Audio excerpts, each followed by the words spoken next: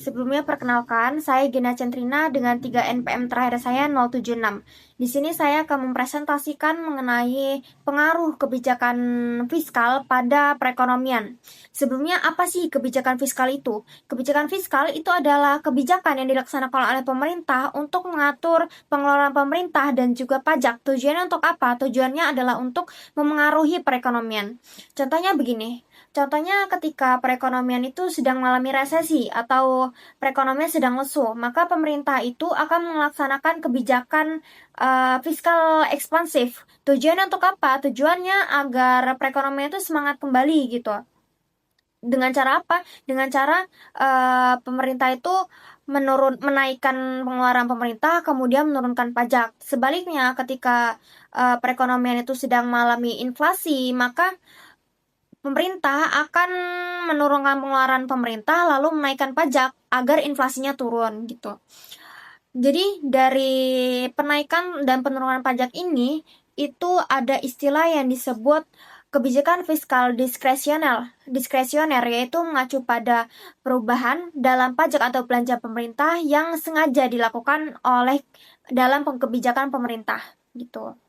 Dalam pengaruh kebijakan fiskal pada perekonomian, ada beberapa istilah yang perlu kita ketahui. Contohnya itu adalah yang pertama, ada pengeluaran pemerintah. Pengeluaran pemerintah itu adalah belanja pemerintah dalam barang dan jasa. Contohnya itu seperti apa? Contohnya itu adalah pembangunan infrastruktur dan belanja pegawai negeri. Kemudian ada pajak bersih. Pajak bersih itu adalah pajak dikurangi transfer payment. Jadi rumusnya itu T minus transfer payment. Kemudian ada yang disebut sebagai pendapatan disposable atau pendapatan yang siap untuk dibelanjakan, yaitu pendapatan total dikurangi dengan pajak. Rumusnya yaitu YD sama dengan Y minus T gitu. Kemudian ketika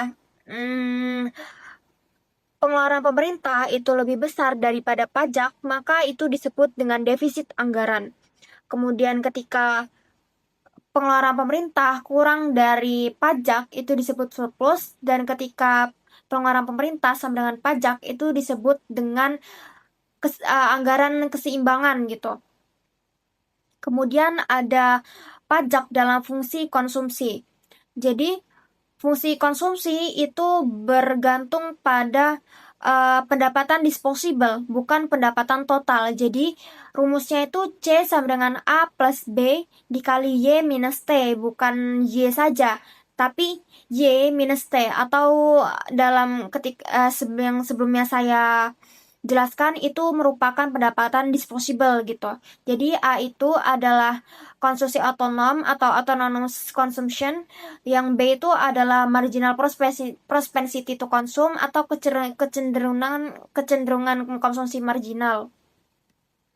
Kemudian di sini kita ketahui bahwa keseimbangan itu tercapai ketika output agregat itu sama dengan pengeluaran agregat atau Y sama dengan AE. AE itu sama dengan C plus I plus G. Di sini saya ada sebuah soal atau sebuah kasus di mana kita itu akan menghitung pengeluaran agregat yang direncanakan dan juga kita itu akan menentukan posisi keseimbangan. Di sini kita ketahui bahwa pajak itu sama dengan 100, kemudian pengeluaran pemerintah itu adalah 100, investasi juga 100, dan juga yang kita ketahui itu fungsi konsumsi itu sama dengan C sama dengan 100 plus 0,75 dikali Y minus T. Kita ambil di sini pendapatan nasionalnya 500, maka 500 dikurangi pajak yaitu 100 sama dengan 400. Substitusikan 400 ini ke dalam fungsi konsumsi, maka 100 plus 0,75 kali 400, hasilnya 100 ditambah 300 itu sama dengan 400. Jadi fungsi konsumsinya atau konsumsi itu sama dengan 400. Kemudian kita hitung pengeluaran agregat yang direncanakan. Rumusnya yang seperti saya katakan sebelumnya, AE sama dengan C plus I plus G itu sama dengan seperti yang kita tahu dari sebelumnya. C itu kita dapatkan 400, kemudian I-nya itu 100 dan juga G-nya 100, maka pengeluaran agregat yang direncanakan itu sama dengan 600. Dari rumus keseimbangan yaitu Y sama dengan AE, maka dapat diketahui AE itu lebih besar daripada Y, yaitu Y-nya itu 500 sementara AE-nya itu 600. Maknanya ketika AE lebih besar dari Y, maka permintaan terhadap suatu barang itu lebih besar. Maka stok yang direncanakan oleh perusahaan itu kurang. Akibatnya perusahaan itu butuh meningkatkan output. Maka ketika perusahaan meningkatkan output, Y juga akan naik. Kemudian selanjutnya di sini saya akan menjelaskan mengenai multiplier efek pemerintah, multiplier efek pajak, dan juga apa itu anggaran berimbang. Yang pertama, sebelum kita mengetahui apa itu tadi multiplier efek pemerintah, pajak, dan juga anggaran berimbang, saya akan menjelaskan terlebih dahulu apa itu multiplier efek. Multiplier efek itu adalah efek berganda di mana suatu pengeluaran awal pada perekonomian itu akan menghasilkan peningkatan total pendapatan yang jauh lebih besar melalui efek berantai. Jadi, suntikan dana baru seperti investasi, ekspor atau pengeluaran pemerintah itu akan merangsang aktivitas ekonomi yang berulang di sektor lain sehingga memperbesar dampak pada ekonomi secara keseluruhan gitu. Di sini lanjut saja kita ke pengeluaran pemerintah, multiplier efeknya. Multiplier efek pengeluaran pemerintah itu adalah bahasa singkatnya adalah rasio perubahan output keseimbangan terhadap perubahan pengeluaran pajak. Rumusnya itu adalah 1/MPS ataupun 1/1 min MPC. Di sini saya ada soal hitungan di mana diketahui fungsi konsumsi itu sama dengan 1000 plus 0,8 Y dan juga pengeluaran pemerintah itu sebesar 200. Penambahan pengeluaran pemerintah itu 200 triliun. Kita hitung dulu angka penggandanya. Jadi 1/MPS. Kita harus mencari MPS-nya. MPS itu didapat dari 1 minus MPC. Jadi 0,8 itu jadi 1 minus 0,8 jadinya 0,2. 1/0,2 itu sama dengan 5. Jadi angka penggandanya itu adalah 5. Kemudian 5 ini dikali dengan delta G atau perubahan pada pengeluaran pemerintah itu sebesar 200 triliun. Jadi hasilnya itu 1000 triliun. Jadi pendapatan nasional itu bertambah 1000 triliun karena adanya perubahan pada pengeluaran pemerintah sebesar 200 triliun gitu. Kemudian ada angka pengganda pajak. Angka pengganda pajak atau multiplier efek pajak itu adalah rasio perubahan output keseimbangan karena ada yang perubahan pada aspek pada pajaknya gitu. Rumusnya itu adalah minus MPC per MPS. Soalnya sama seperti tadi, C sama dengan 1000 plus 0,8 Y, tetapi pajaknya itu sebesar 100 triliun. Jadi cara menghitungnya kita harus mengetahui dulu MPC itu yang mana, MPS yang mana. MPC kan 0,8 dari C sama dengan 1000 plus 0,8. Tadi kita ketahui bahwa MPS-nya itu 0,2. Jadi 0,8 dibagi 0,2 itu sama dengan minus 4. Jangan lupain tadi ada minus MPC per MPS. Jadinya minus 4. Minus 4 ini dikali 100. Jadinya plus 400 triliun. Jadi karena adanya pengurangan pajak sebesar 100 triliun, hal ini menyebabkan kenaikan pendapatan nasional sebesar 400 triliun. Selanjutnya yaitu angka pengganda anggaran berimbang. Sebelumnya apa sih angka pengganda anggaran berimbang itu? Angka pengganda anggaran berimbang itu merujuk pada perubahan output agregat akibat pemerintah itu mengubah pengeluaran pemerintah dan juga pajak pada tingkat yang setara. Contohnya itu pemerintah menaikkan pengeluaran pemerintah sebesar 100 dan juga menaikkan pajak sebesar 100, kan sama gitu, tingkatnya setara gitu. Efek multipliernya itu terjadi ketika penurunan permintaan agregat akibat kenaikan pajak itu lebih rendah daripada peningkatan permintaan agregat akibat pengeluaran pemerintah. Mengapa hal itu terjadi? Karena masyarakat itu tidak menaruh 100% pengeluarannya pada konsumsi, tetapi juga pada saving, pada tabungan. Jadi, ketika pemerintah menaikkan pengeluaran 100, itu meningkatkan permintaan agregat sebesar 100, tetapi ketika pemerintah menaikkan pajak sebesar 100, hal itu akan menyebabkan penurunan permintaan agregat kurang dari 100. Sebutlah di sini MPC itu sama dengan 0,8 untuk menghitung angka pengganda pajak itu kan MPC dikali delta T toh. Jadi 0,8 dikali delta T. Sebut delta T tadi itu 100. Jadi 0,8 kali 100 itu sama dengan 80. Jadi ketika pemerintah itu menaikkan pajak sebesar 100, hal itu hanya menurunkan permintaan agregat sebesar 80, tidak 100 gitu.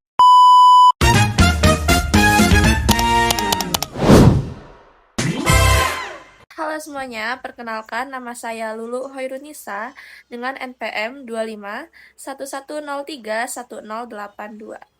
Di sini saya akan menjelaskan mengenai anggaran pemerintah federal Amerika Serikat. Sebelum itu, kita ketahui dulu arti dari anggaran federal. Jadi, anggaran federal ini merupakan rencana keuangan tahunan yang disusun oleh pemerintah pusat atau pemerintah federal, di mana isinya itu menunjukkan dari mana pemerintah mendapatkan uang yang juga disebut sebagai penerimaan, dan untuk apa uang itu digunakan yang juga disebut sebagai pengeluaran.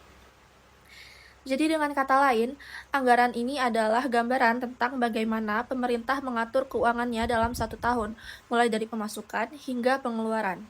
Penerimaan sendiri biasanya berasal dari pajak, baik itu pajak penghasilan, pajak perusahaan, ataupun pajak perdagangan internasional, dan juga kontribusi sosial atau iuran yang dibayarkan oleh masyarakat atau pekerja untuk mendapatkan program jaminan sosial seperti pensiun, kesehatan, dan juga tunjangan pengangguran. Kemudian, untuk pengeluaran sendiri meliputi belanja konsumsi pemerintah, misalnya untuk kebutuhan pertahanan, pendidikan, dan juga pelayanan publik, transfer kepada individu seperti jaminan sosial, kesehatan, dan juga bantuan pengangguran, kemudian transfer kepada pemerintah daerah, dan juga pembayaran bunga utang. Lalu, selisih antara penerimaan dan juga pengeluaran ini disebut surplus jika penerimaannya lebih besar, dan disebut juga dengan defisit jika pengeluarannya yang lebih besar. Selanjutnya adalah anggaran federal Amerika Serikat di tahun 2017. Berdasarkan tabel 24.5, kita bisa mengetahui bahwa penerimaan terbesar Amerika Serikat di tahun 2017 berasal dari penghasilan pribadi sejumlah 1.605,3 US dollar dan juga kontribusi sosial sejumlah 1.287,3 US dollar, di mana keduanya ini mencakup lebih dari 80% total penerimaan federal. Kemudian, untuk pengeluaran terbesarnya berasal dari pembayaran transfer kepada individu atau perorangan sejumlah 2.074,5 US dollar, di mana ini mencakup setengah dari total anggaran. Kemudian ada pengeluaran untuk konsumsi pemerintah sejumlah 977,8 US dollar, hibah kepada pemerintah negara bagian sejumlah 559,6 US dollar, dan pembayaran bunga utang sejumlah 504,9 US dollar. Lalu, karena pengeluarannya ini lebih besar dibandingkan penerimaan, maka pemerintah mengalami defisit sebesar 665,1 US dollar di tahun 2017. Selanjutnya adalah kebijakan fiskal pada tahun 1993 pada masa Clinton, Bush, Obama, dan juga Trump. Pada grafik 24.4 untuk pajak penghasilan pribadi federal, pada masa Clinton, tarif pajak rata-rata ini naik cukup besar. Kenaikan ini terutama karena undang-undang pajak yang baru disahkan di tahun 1993. Lalu pada masa pemerintahan Bush, tarif pajak ini turun tajam. Penurunan besar terjadi di tahun 2001 setelah terjadi serangan teroris 11 September dan ketika Bush menerapkan pemotongan pajak. Setelah itu, tarif pajak tetap rendah karena kebijakan tersebut. Lalu di awal masa pemerintahan Obama, tarif pajak ini juga rendah karena dipengaruhi oleh RUU Stimulus pada tahun 2009 sebesar 787 miliar US dollar yang berisi pemotongan pajak dan juga peningkatan belanja untuk mengatasi resesi. Setelah program stimulus hampir berakhir di tahun 2011 sampai 2012, tarif pajak rata-rata ini juga mulai naik sedikit atau secara perlahan dan terus meningkat hingga sekitar 2015 lalu kemudian stabil. Lalu pada masa pemerintahan Trump, Kongres itu mengesahkan undang-undang pajak baru di akhir tahun 2017 yang kemudian akan berlaku di tahun 2018, di mana isinya itu mencakup pemotongan besar terhadap pajak korporasi dan juga pemotongan pajak penghasilan individu sehingga tarif pajak rata-ratanya itu turun kembali. Lalu ada grafik 24.5 untuk pengeluaran konsumsi pemerintah federal.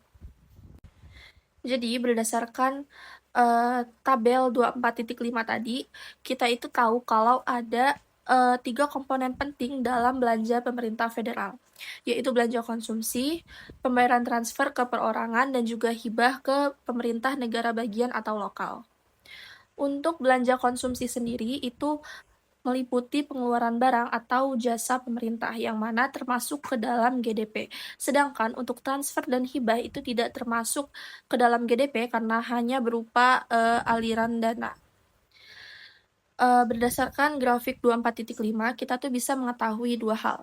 Yang pertama, belanja konsumsi pemerintah federal sebagai persentase dari GDP, di mana pada era Clinton itu terjadi penurunan, pada era Bush terjadi kenaikan, lalu tinggi di awal era Obama akibat dari stimulus ekonomi dan juga perang Afghanistan, kemudian turun pada periode kedua, lalu stabil di era Trump yang juga kemudian diperkirakan akan tetap naik lagi dari tahun 2018 karena undang-undang anggaran yang baru.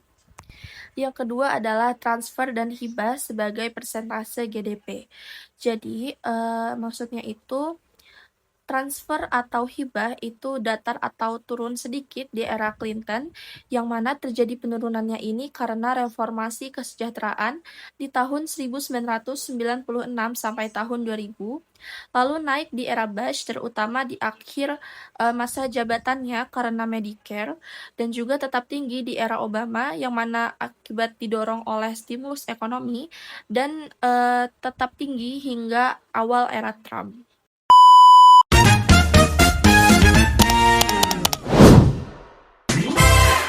Perkenalkan, nama saya Nada Sapaira Eslim dengan nomor MPM 25 11 03 10 98.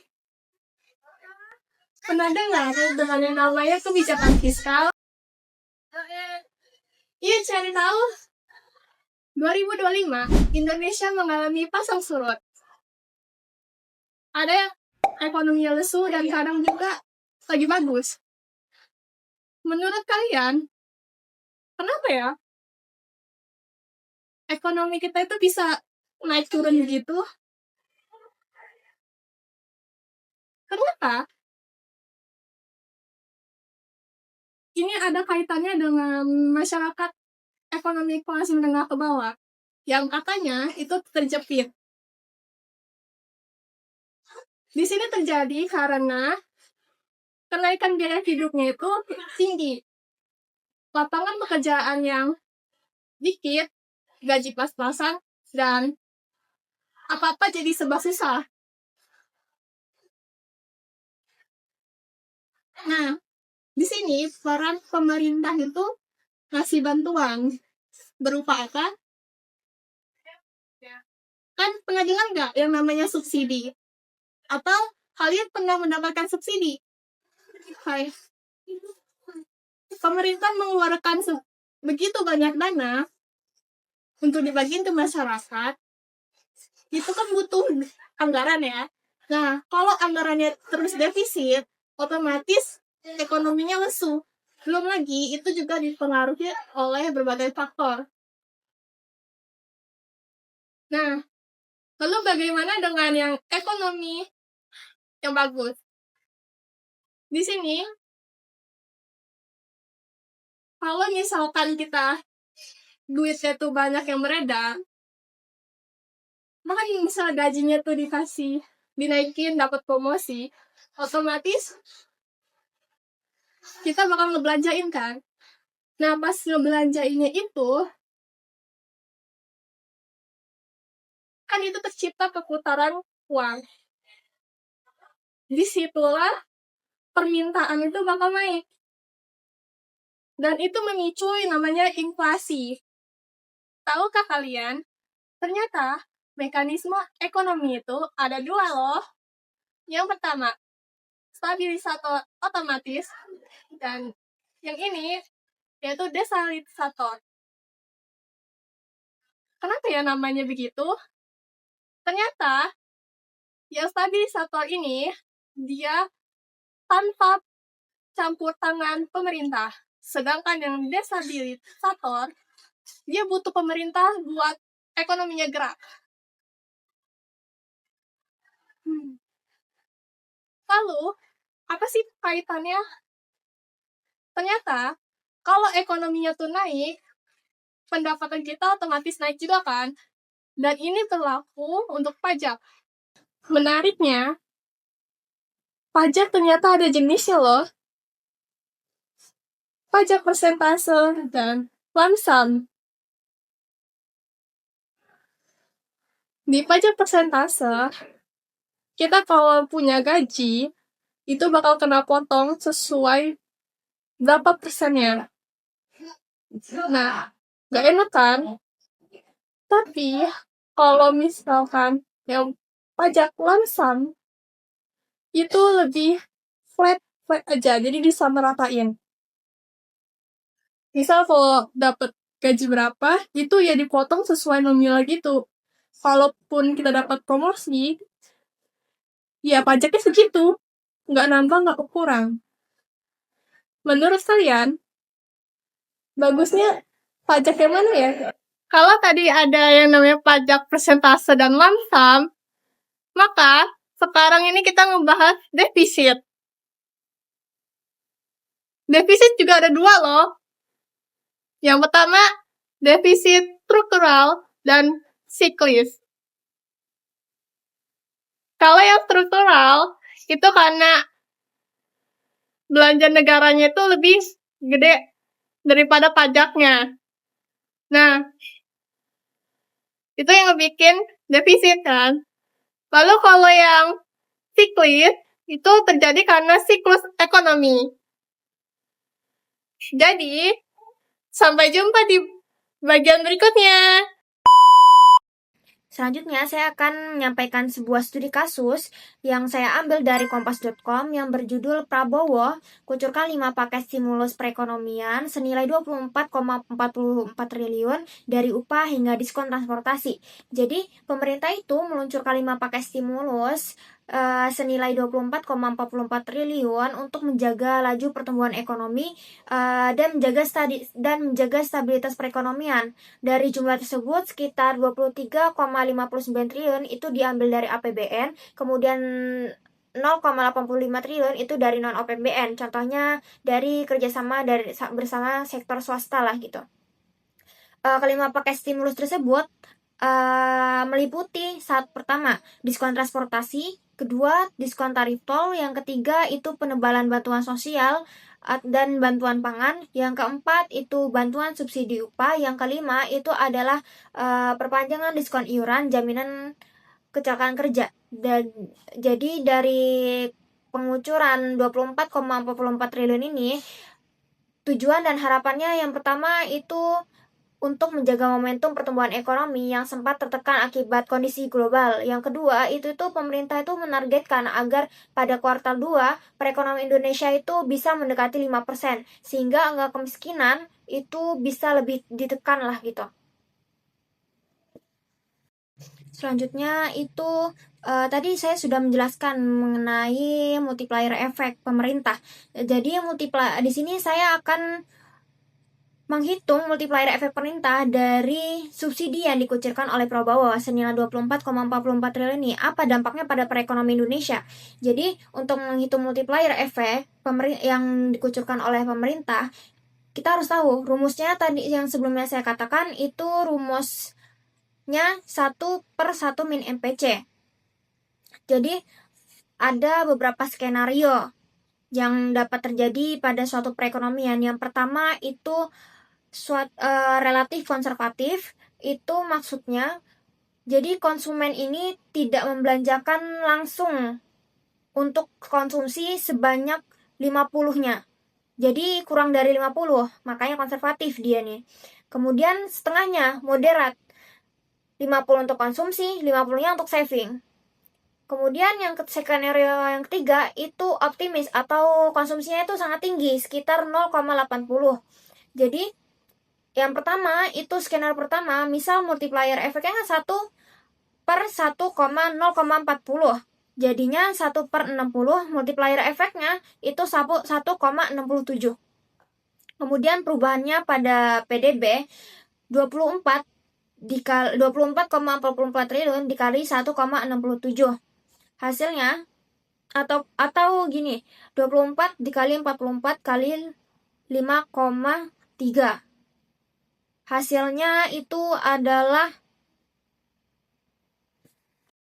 selanjutnya di sini saya akan menghitung berapa kenaikan pendapatan nasional dari stimulus yang diberikan oleh Prabowo ini sebanyak 24,44 triliun. Sebelumnya di sini saya mengasumsikan bahwa MPC itu saya bagi menjadi 3 skenario. Skenario pertama itu semisal saya ambil MPC-nya 0,40, yang kedua itu saya asumsikan MPC-nya 0,60, dan ketiga itu asumsikan MPC-nya 0,80. Karena tergantung dari stimulus yang diberikan pada beberapa paket itu. Jadi semisal stimulus itu subsidinya itu diberikan kepada rakyat miskin lah gitu, maka konsumsinya itu subsidi itu akan langsung digunakan, maksudnya lebih banyak digunakan gitu daripada ketika pemerintah itu memberikan subsidi kepada perusahaan, tidak 100% langsung digunakan untuk membantu pertumbuhan perusahaannya gitu. Lanjut saja, yang skenario pertama itu kita hitung. Jadi multipliernya dulu kita hitung 1/1 minus 0,40. Jadinya sama dengan 1/0,60. Jadinya itu 1,67. Perubahan pada PDB-nya itu berarti kita kalikan 24,44 triliun dikali 1,67. Hasilnya itu 40,81. Kemudian skenario kedua itu moderat, itu tuh MPC-nya 0,60, berarti 1/1 minus 0,60 itu sama dengan 1/0,40 sama dengan 2,5, dikalikan dengan 24,44 triliun itu. Hasilnya itu 61,10 triliun. Atau 61,1 lah. Kemudian yang ketiga itu ketika MPC-nya 0,80, artinya konsumsinya atau bantuan itu langsung digunakan atau digunakan langsung untuk perekonomian, untuk konsumsinya lah gitu. Di situ 1/1 minus 0,80 sama dengan 1/0,20 sama dengan 5. 5 ini dikalikan 24,44 triliun, hasilnya 122,20 triliun. Jadi, begitulah cara penghitungan dari multiplier efek pemerintahnya.